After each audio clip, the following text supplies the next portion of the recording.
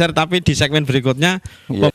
kita memasuki segmen 3. Tadi Pak Ketua SNNU sudah memberi tantangan untuk kaum muda. Nah, ini sekretarisnya SNNU Jawa Timur Muda. Nah, bagaimana menjawab tantangan itu? Program apa kira-kira yang direncanakan untuk teman-teman yang kaum muda ini bisa masuk menjadi nelayan yang modern, yang lebih necis dan tapi teknologi dan majulah pokoknya. Gimana Mas Sofan? Siap, Gus Ruri. Oke. Tentunya karena memang sekretarisnya keterwakilan anak muda. Nah, itu. Tugas sekretaris itu kan mendata saja, ngoten ya iya. Iya. Bagaimana kemudian anak muda yang luar biasa potensi demografinya hari ini itu benar-benar kuat dengan adanya kemaritiman khususnya pada bidang kenelayanan ini. Oleh karena itu, karena ini wakil dari anak muda, harapannya ke depan memang bagaimana kemudian apa yang hari ini disukai oleh anak muda itu apa? Artinya hari ini kan dunianya dunia teknologi, dunia AI, dunia artificial intelligence.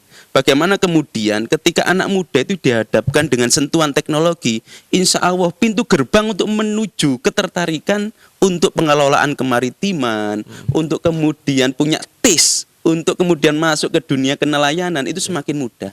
Oke. Oleh karena itu harapannya nanti ke depan di NU itu kan kader-kader muda kan banyak. Ya. Mulai dari kemudian di Banom IPENU-nya, IPP-nya, bahkan sekarang di Banser Maritimnya, itu kemudian bagaimana hari ini yang kebetulan Banyuwangi, Ketua SNNU BKNU Banyuwangi kemarin, Gus Ikhwan Arif itu sekarang menjadi Ketua Banser Maritim Nasional. Nah ini harapannya ke depan, hal-hal seperti ini, kompetensi anak muda ditingkatkan untuk kemudian menjadi pintu gerbang kita ketertarikan Artinya dalam nelayan. Program kolaborasi menjadi penting. Betul, Iya, Mas Sofan, nggih. betul, Nah, rancangan mungkin bisa kasih bocoran dulu lah. betul. Gimana? Jadi kolaborasi hari ini sangat penting sekali. Iya.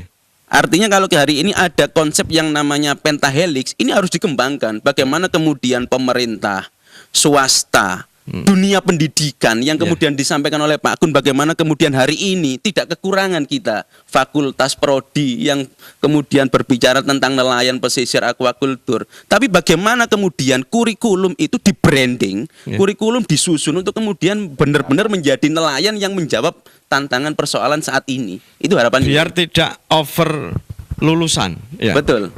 Jadi lulus bingung cari gitu ya. Betul. Nah, monggo mungkin ya bisa di Nggih. Ya, supaya tidak sekarang ini tren sarjana